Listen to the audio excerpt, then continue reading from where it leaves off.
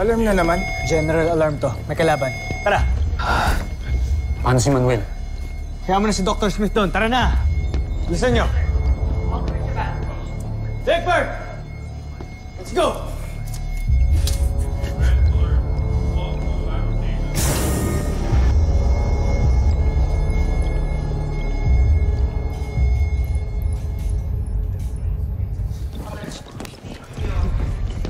Dr. Smith! Dr. Smith! Yeah. Iniwan ho namin si Manuel sa medical bay. Kayo na ho ang bahala sa kanya. Ako na ang bahala dito. Pero kailangan na kayong mag-launch. Okay? Ano na naman po bang beast fighter yung kakalabanin namin? It's not a beast fighter, but a skull ship. Same ship na nakasakit sa mama niyo dati. Okay, so go to the launch conveyors now. Go, go, go, go. Yes, Doctor. Pawasakin namin yung skull ship na yun. Yes.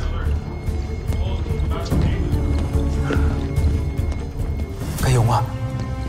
Kayo nga ang hinahanap ko. Kayo nga ang Voltes 5.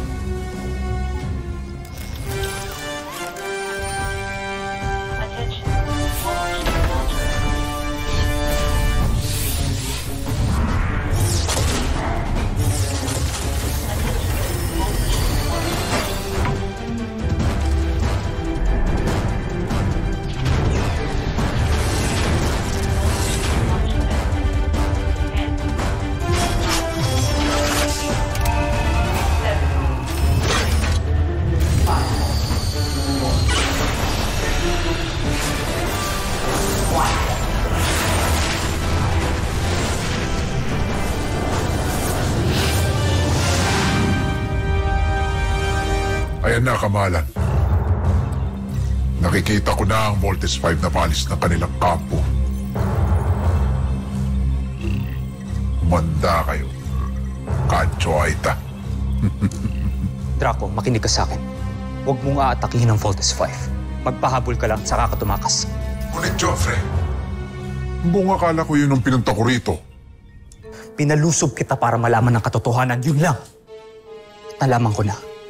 Nakumpirma ko na. Kaya sumunod ka na lang sa aking utos, Draco. Masusunod, Kamalan.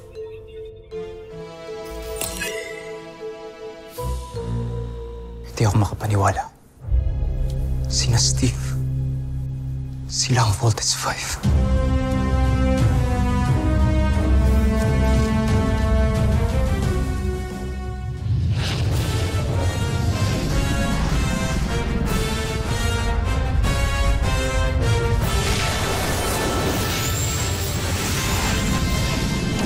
Commence attack now!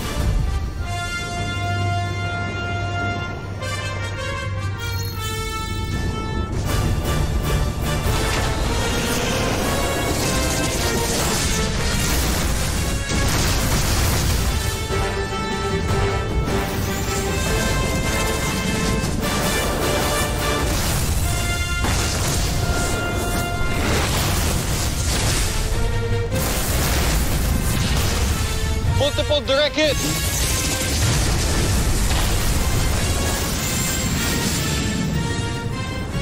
Where did it go?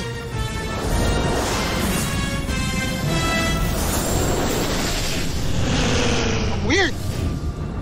Bigla-bigla na lang nawala yung kalaban.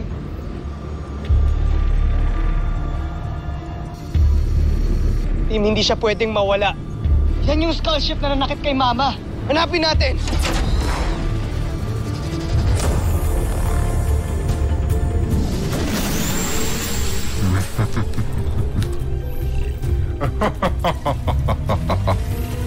Naisahan ko kayo, Voltes 5.